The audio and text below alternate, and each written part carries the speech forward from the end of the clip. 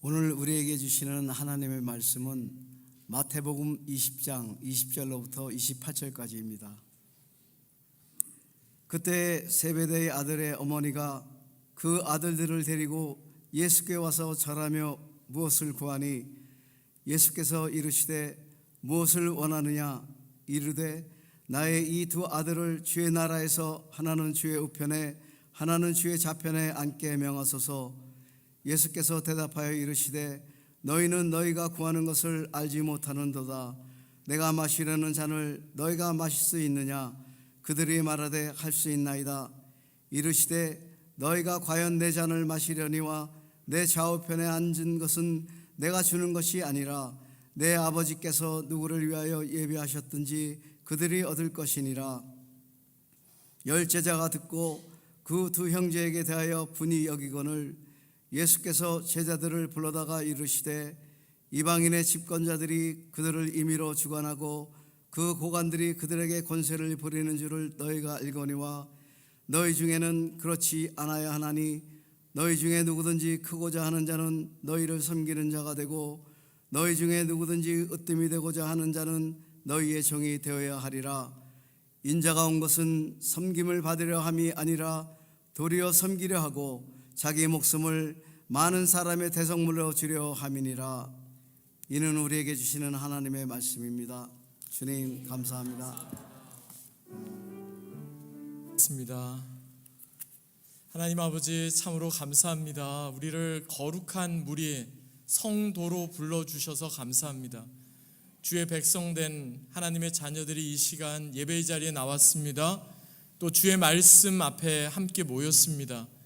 주님, 우리에게 들을 수 있는 귀와 결단할 수 있는 믿음과 우리의 삶이 말씀 앞에 조율되는 귀하고 복된 시간이 되게 하여 주시옵소서.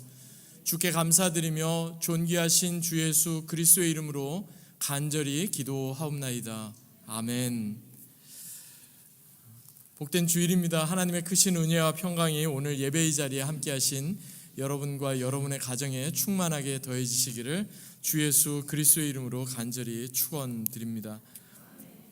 본문을 중심으로 섬기는 자가 되고 종이 되어야 하리라, 섬기는 자가 되고 종이 되어야 하리라는 제목으로 하나님 말씀 함께 나누겠습니다. 여러분, 보통 세상에서 성공했다고 말하면 어떤 기준을 가지고 성공했다고 말합니까? 저분이 한국에서는 잘 몰랐는데 미국에 와서 저분 참 성공하셨어, 저분 대단해, 미국에 와서 그렇게 참 어려운 이민 생활 가운데서도 참 그렇게 성공하셨어. 어떤 걸 보고 여러분 성공했다고 말합니까?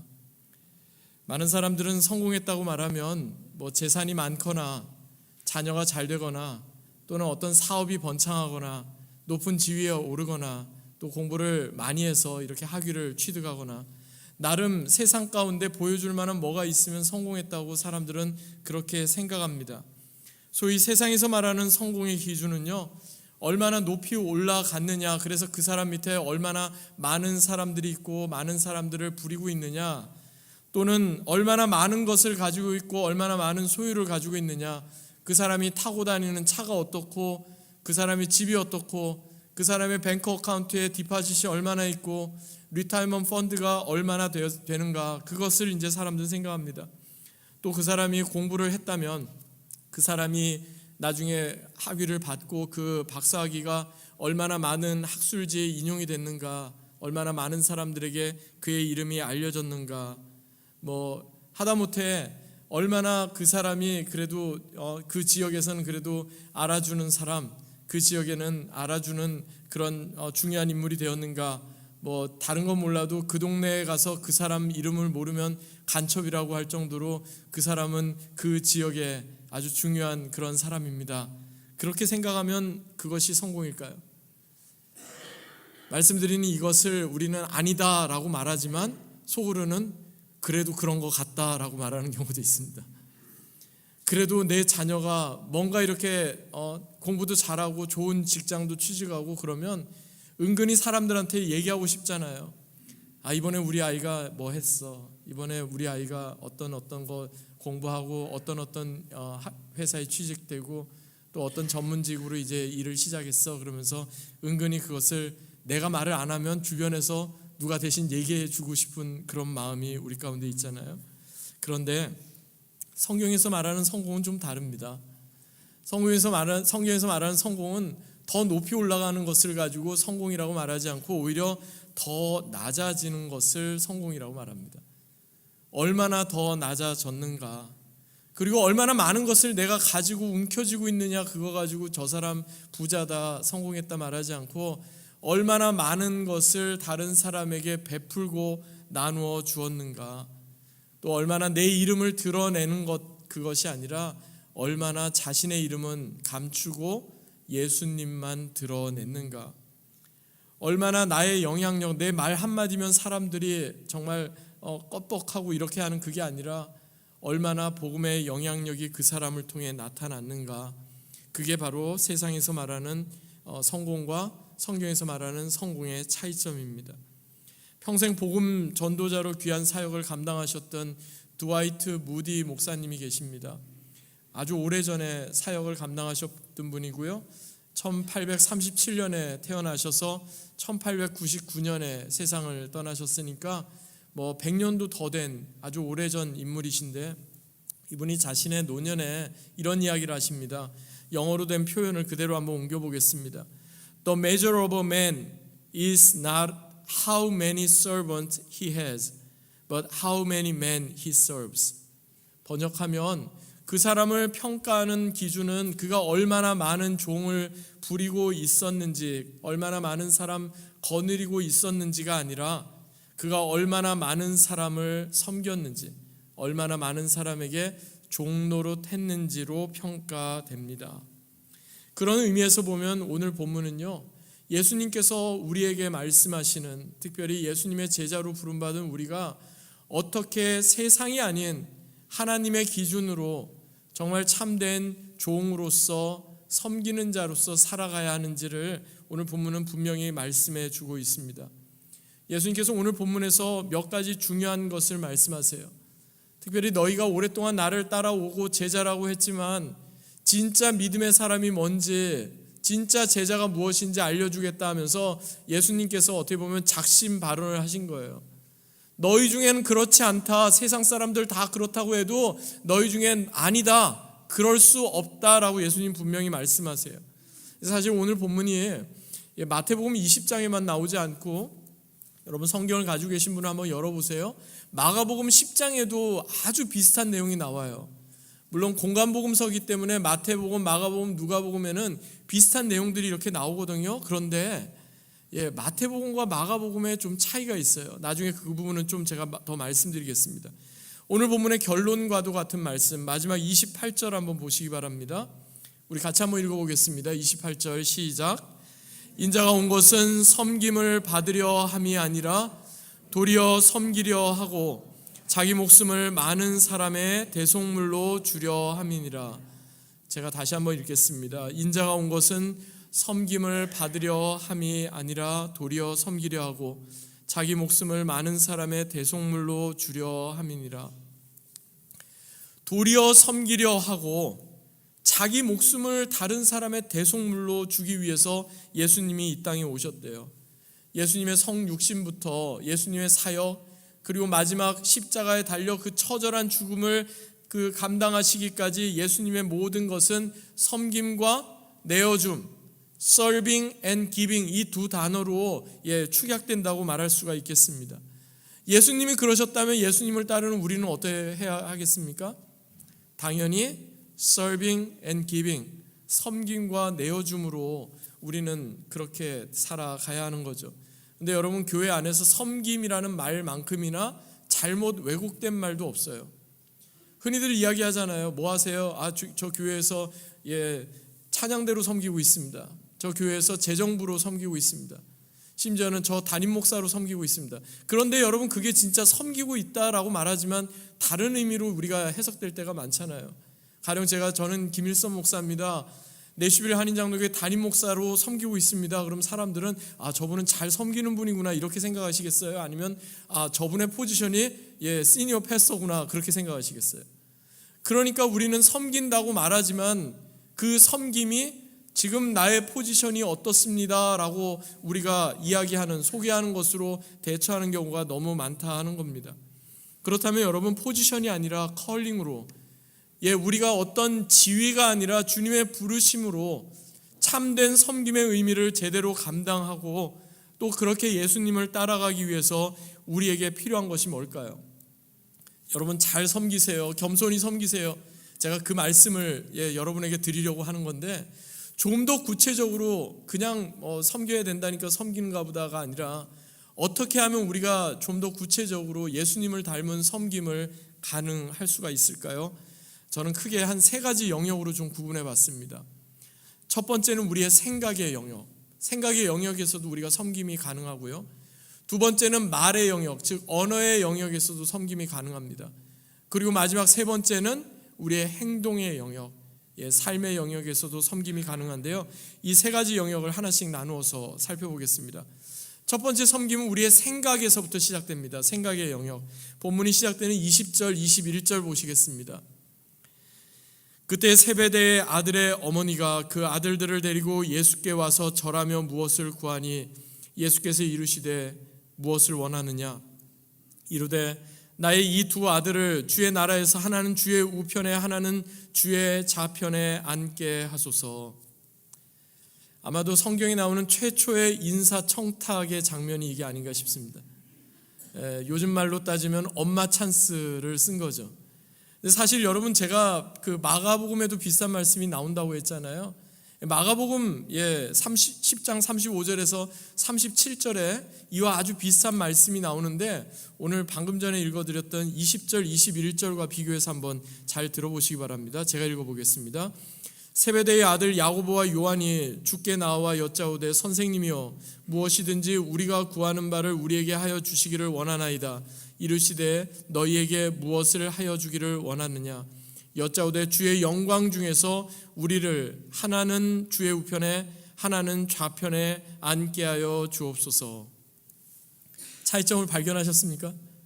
오늘 본문에 보니까 세베대의 아들의 엄마가 와서 예수님께 우리 한 아들은 주님의 우편에 하나는 주님의 좌편에 앉게 해주십시오, 그렇게 부탁을 했는데, 마가복음 10장에 보니까 세베대의 2 아들 야고보와 요한이 직접 예수님한테 찾아가서 주님, 우리 2 사람, 한 사람은 주님의 우편에 한 사람은 주님의 좌편에 앉게 해주십시오, 그렇게 이야기를 했어요. 엄마가 얘기하나 아들들이 얘기하나 비슷한 것 같다 생각할 수도 있지만, 사실 이게 그냥 간단한 게 아니에요.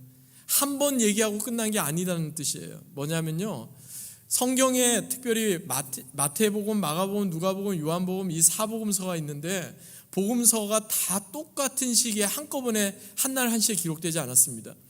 복음서의 기록 연대가 조금씩 차이가 있습니다. 가장 먼저 기록된 복음서가 어느 복음서일까요? 마태복음이면 제가 물어보지 않았겠죠. 당연히 마태복음이 먼저 순서가 나오니까 마태복음 아니겠는가라고 생각하지만, 마태복음보다 먼저 기록된 복음서가 마가복음입니다. 조금 연도가 약간 차이는 있는데, 많은 성경학자들은 예루살렘 성전이 기원 후 66년에 무너지고 나서 복음서가 비로소 기록됐는데, 대략적으로 마가복음이 대략 한 70년, 75년경에 기록되고, 그로부터 한 10년 정도 지난 다음에 마태복음 그리고 누가복음이 80년에서 85년경에 기록됐다, 이렇게 해석을 추정을 합니다. 그리고 맨 마지막으로 요한복음이 95년경에 이렇게 기록이 되었다, 이렇게 추정을 합니다. 그럼 여러분, 우리가 이런 짐작을 해볼 수가 있겠죠. 처음에 세베대의 2 아들 야고보와 요한이 예수님께 왔어요. 주님, 주의 나라에 임하실 때 우리 중에 한 사람은 주님의 오른편에 한 사람은 주님의 왼편에 자리에 앉게 해주십시오. 권세를 누리게 해주십시오, 그렇게 원한 거예요. 높은 자리 올라가게 해주십시오, 더 큰 영향력 갖게 해주십시오, 그렇게 예수님한테 요청한 거예요. 그랬더니 예수님이 그 부탁을 들으셨어요, 안 들으셨어요? 예수님이 안 들으셨죠. 그러니까 이번에는 누구를 부른 거예요? 엄마를 부른 거예요. 엄마 찬스. 그래서 이번에 엄마가 그 2 아들들을 데리고 예수님 앞에 또 왔어요. 그러면서 예수님한테 말하는 거예요. 주의 나라에 임하시면 우리 2 아들들 얼마나 훌륭합니까? 야고보와 요한, 한 사람은 주님의 우편에 한 사람은 주님의 좌편에 앉게 해 주십시오. 그러니까 예수님께서 마음이 털컥 내려앉으신 거예요. 아니, 그토록 예수님을 오랫동안 따라다니고 가장 그 이너서클 안에 있었던 제자라고 말하는 야고보와 요한, 사실 베드로를 포함해서 이 베드로, 야고보, 요한 이 세 제자는요, 예수님 가시는 곳에 항상 같이 있었잖아요. 변화산 선상에도 올라가 있었고, 마지막에 예수님께서 십자가를 지시기 전에 겟세마네의 그 동산에서 정말 핏방울처럼 땀방울이 흐르는 것 같이 그렇게 간절히 기도하실 때도 바로 그 겟세마네 동산에도 함께 있었던 사람들이잖아요. 그런데 이 야고보와 요한조차도 정말 예수님을 따르는 제자의 삶을 이렇게 오해하고 있다면 다른 제자는 어떨 것인가? 아마도 그도 그러했는지 이렇게 주님 우편에, 주님 좌편에 앉게 해주십시오, 이 말을 끝나자마자 나머지 10명의 제자들이 다 같이 화가 났다고 나와 있어요. 다 같이 열받은 거예요. 아니, 지난번에 지들이 가가지고 하더니 안 되고 이제는 엄마까지 불러서 오른편 왼편 우의정 좌의정 삼아달라고 이렇게 말하나? 아마 그렇게 생각을 했던 것 같아요. 여러분, 그런데요, 예수님 분명히 말씀하세요. 본문 22절에 보니까 너희는 너희가 구하는 것을 알지 못하는도다 라고 말입니다. 한마디로 너희는 내 마음을 아직까지 제대로 헤아리지 못하는 거야. 그건 내가 너희에게 원하는 제자도의 모습, 제자의 모습이 아니야. 그러면서 예수님 분명히 말씀하신 거죠. 여러분, 마음을 우리가 아는 것보다 중요한 것이 마음을 헤아리는 겁니다. 나는 저 사람의 마음을 잘 읽을 수 있어 라고 말하는 것 이상으로 중요한 것은 그 사람의 마음을 헤아리는 겁니다. 정재승 교수님이라는 분이 계십니다. 카이스트에서 바이오 뇌공학과 교수로 재직하고 계신 분인데, 한국의 뇌인지 과학자로 많이 알려진 분입니다. 방송에도 여러 번 출연하셨거든요. 이분이 한 예능 프로에 출연해서 이런 말을 하시더라고요. 어른이 된다는 것은, 진정한 어른이란 내 마음대로 사람을, 그리고 내 마음대로 세상을 통제할 수 없다는 사실을 무기력감 없이 받아들이는 과정입니다. 다시 한번 읽어드리겠습니다. 어른이 된다는 의미는, 진정한 어른이란 내 마음대로, 그리고 내 마음대로 사람, 세상을 통제할 수 없다는 사실을 무기력감 없이 받아들이는 과정입니다. 왜 나도 모르게 이렇게 화가 치밀어 오르고 분노가 올라오는지, 죄송한 얘기지만 아직까지 어른이 아닌 겁니다. 내 맘대로 안 되면 짜증나고 화나고, 내 맘대로 안 되면 신경질 나는 것, 아직까지 어른이 안 됐다는 거예요. 내 말이 아니라 정재승 교수님의 이론에 따르면요, 가까운 배우자 그리고 가까운 자녀, 사람들은요 익숙해지면 무감각해집니다. 배우자를 대할 때 내가 나를 대하는 것처럼 대하게 됩니다. 함부로 대하고 함부로 말하게 되는 거죠. 자녀도 마찬가지입니다. 내가 낳은 자녀니까 내 뜻대로 돼야지라고 생각하면은 그건 잘못된 겁니다. 사실은 가까운 사람일수록 함부로 말해서는 안 됩니다. 가까운 사람일수록 함부로 통제하려고 하면 안 됩니다. 왜냐하면 그러면 더 많은 상처를 받기 때문에 그렇습니다. 사실 이게 말처럼 쉽지가 않죠. 우리의 자녀들, 우리의 부모님 마음을 잘 헤아리고 또 잘 이렇게 대해야지, 말씀을 들을 때 우리가 마음에 그렇게 다짐을 하는데 직접 보면은 안 되죠. 이게 가만히 둘 수가 없잖아요. 가만히 놔두면은 우리의 자녀들 중에 어떤 자녀는 속이 터지고 막 그러잖아요. 어떻게 그걸 가만히 두고 바라보겠느냐라고 이렇게 생각이 될 때가 있어요. 근데 여러분, 시간이 아무리 지나고 우리가 아무리 나이가 들어도요, 저절로 다른 사람의 마음을 헤아리게 되고 저절로 인격의 성숙이 되는 게 아니에요. 저 사람 철이 들었다 뭐 이렇게 이야기하는데, 여러분, 저절로 철이 드는 것 같은데 그렇지 않아요. 어떤 경우는 시간이 지나고 나이가 들었는데도 자신의 생각과 고정관념에 꽉 사로잡혀서 다른 사람의 마음을 전혀 헤아리지 못하는, 공감 능력이 완전히 그냥 제로가 되는 그런 경우도 있어요. 정재승 교수님이 제안하는 거는요, 그래서 내 느낌, 내 짐작으로 다른 사람 판단하지 말라는 거예요. 다른 사람 마음 가운데 어떤 것이 벌어졌겠거니 라고 내가 판단하고, 나도 저거 알아, 옛날에 나도 다 해봤어, 이렇게 하지 말라는 거예요. 섣부르게 조언하고 판단하지 말라는 거예요. 뭐 그거 나도 옛날에 다 그렇게 해봤어. 그거 원래 다 그렇게 하는 거야. 그렇게 하지 말라는 거예요. 오히려 말하기보다는 들으라는 거예요. 다른 사람의 말을 들어주면 거기서부터 공감이 시작됩니다. 그리고 거기서부터 문제의 해결점이 무엇인지 발견하게 되는 거예요. 저는 정재승 교수님 이 얘기가 복음이라는 생각이 들었어요. 예수님 따르는 우리 제자도도 비슷하지 않습니까, 여러분? 어느 순간 저도 좀 오늘은 더 잘 들어야지라고 생각을 하면서도 제 말이 먼저 이렇게 앞설 때가 있어요. 근데 여러분, 말하기 전에 먼저 잘 들어주는 사람이 되는 것이 우선입니다.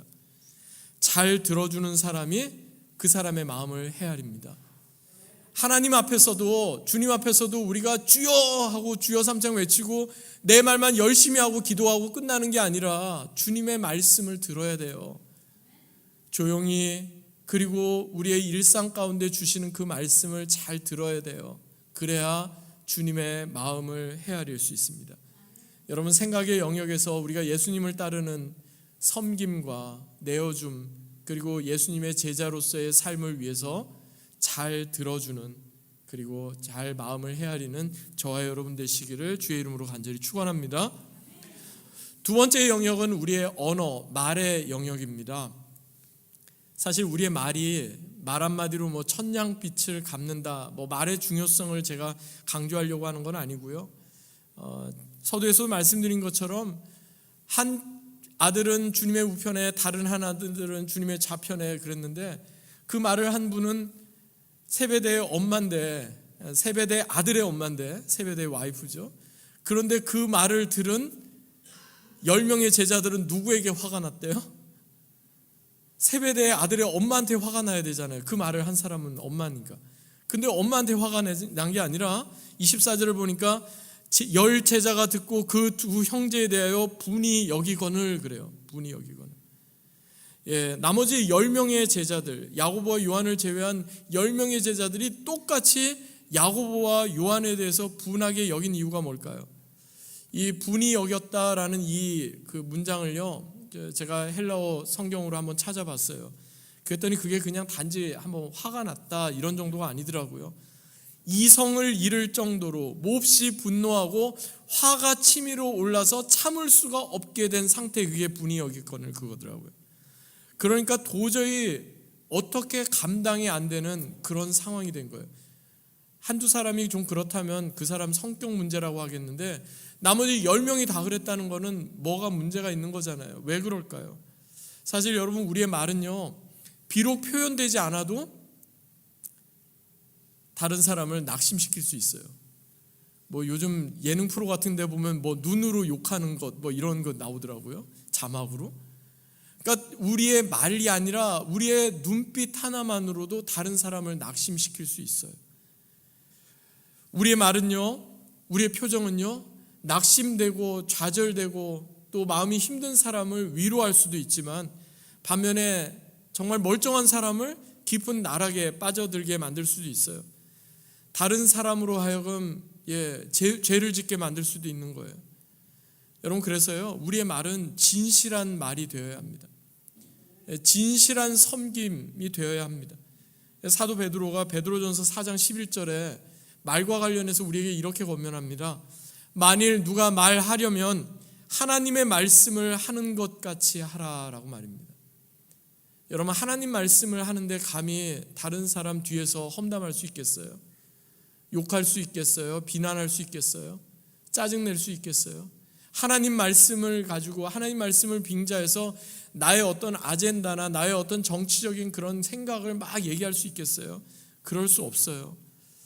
특별히 오늘 권사 그리고 집사로 임명되시고 협동 안수 집사님으로 허입되시고 시무 장로님으로 시무 안수 집사님으로 임직하시는 분들, 특별히 가장 중요한 섬김이 생각과 말에서부터 시작된다는 것을 늘 기억하실 수 있기 바랍니다.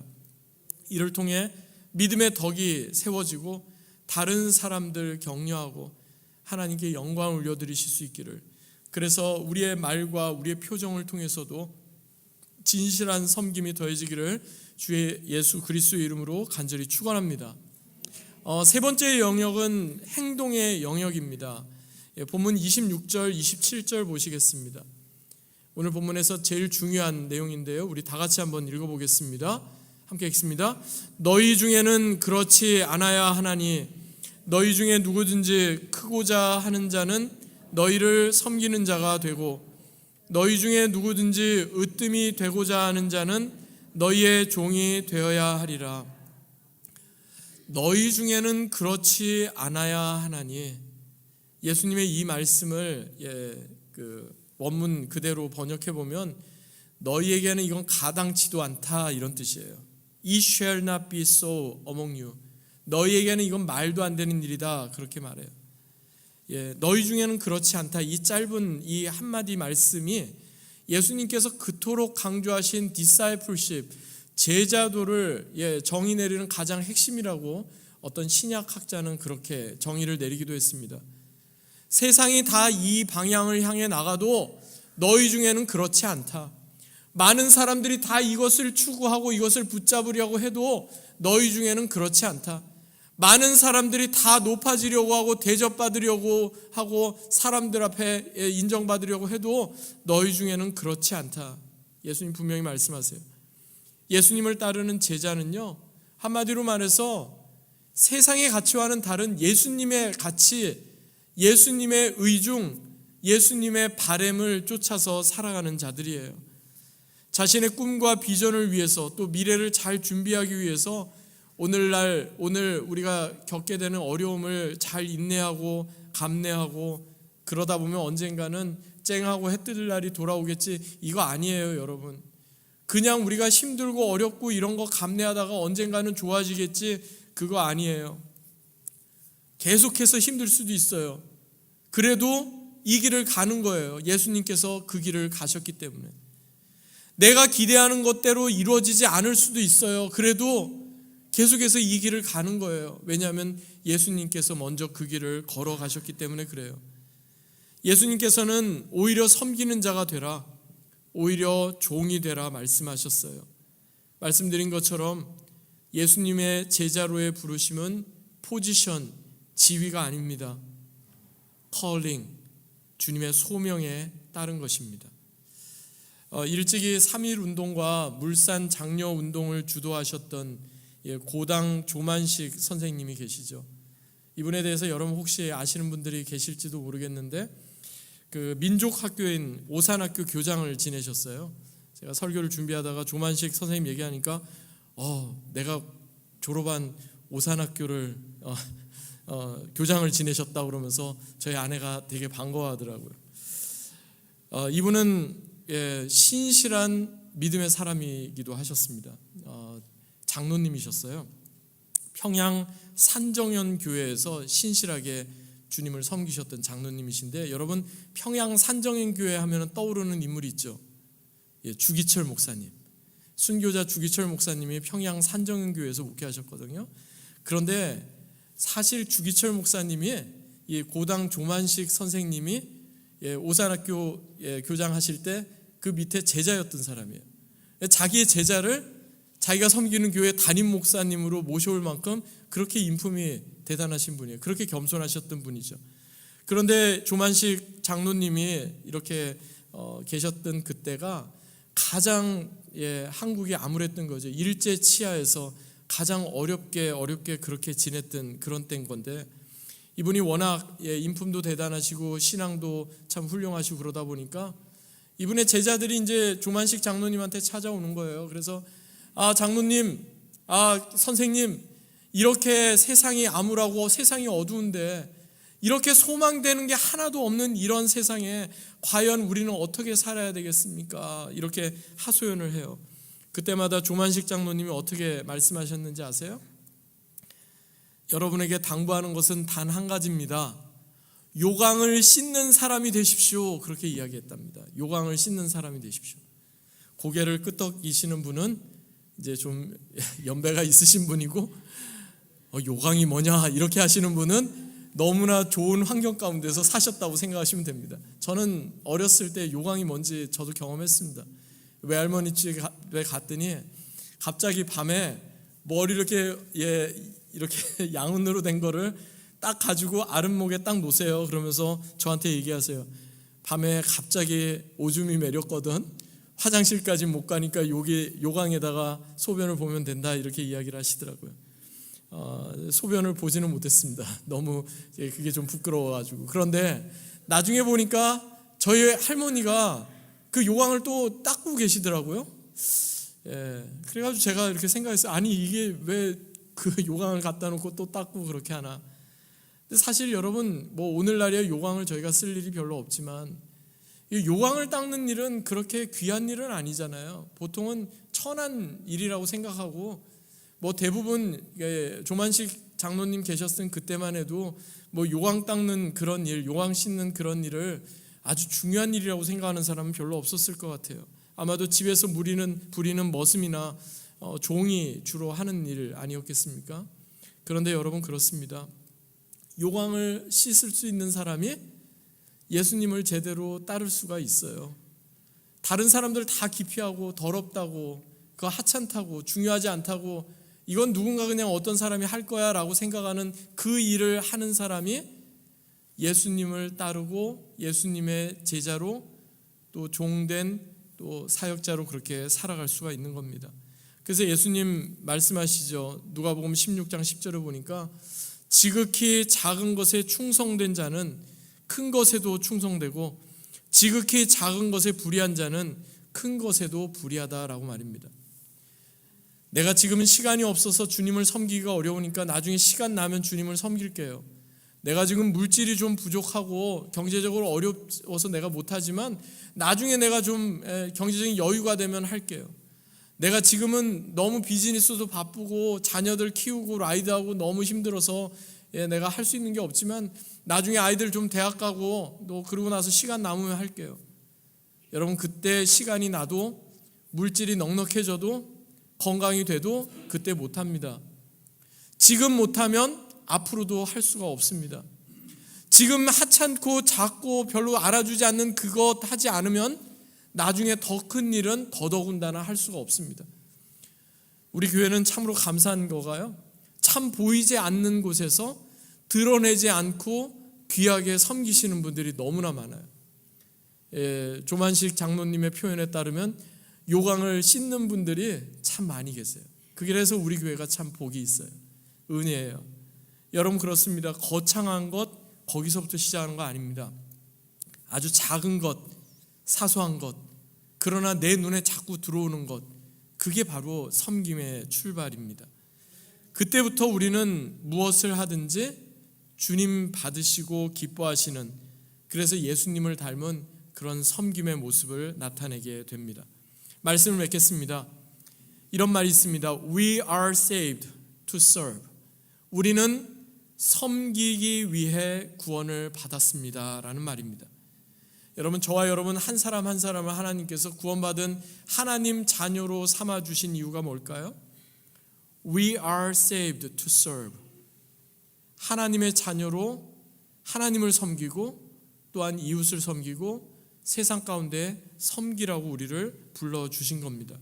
특별히 오늘 예배 가운데 재직으로 임명받으시고 또한 시무 재직으로 임직하시는 분들께 제가 목회자로 이렇게 부탁드립니다. 예수님을 닮은 생각, 예수님을 닮은 언어, 예수님을 닮은 행동으로 예수님처럼 도리어 섬기며 도리어 우리 자신을 내어주는 그런 섬기는 자로, 그런 신실한 주의 종으로 살아가시기를 간절히 부탁드립니다. 그리하여 우리의 섬김과 내어줌을 통해 우리가 아닌 오직 예수님만이 높임을 받으시며 우리의 생각이나 우리의 뜻이 아닌 오직 예수 그리스도의 복음만이 더 선명하게 드러나는 저와 여러분, 우리 내슈빌 한인 장로교회가 되기를 주 예수 그리스도의 이름으로 간절히 축원합니다.